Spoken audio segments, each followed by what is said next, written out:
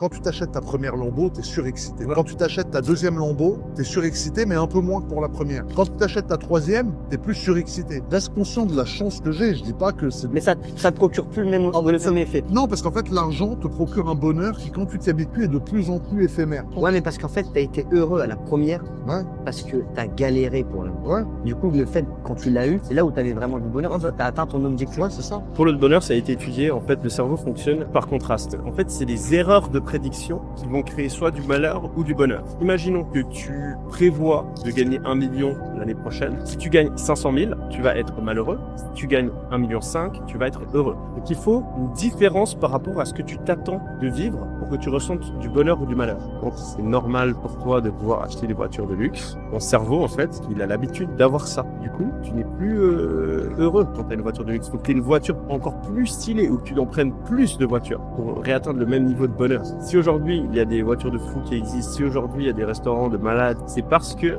les humains d'avant n'étaient pas satisfaits de ce qu'ils ont eu. Toutes ces choses-là, elles ont été créées parce qu'en fait, une fois que tu as la bouffe, une fois que tu as un endroit où dormir, une fois que tu as une partenaire, bah, tu as envie d'autre chose. Tu as toujours envie d'upgrade. Et c'est ça qui crée tout ce qu'il y a autour de nous.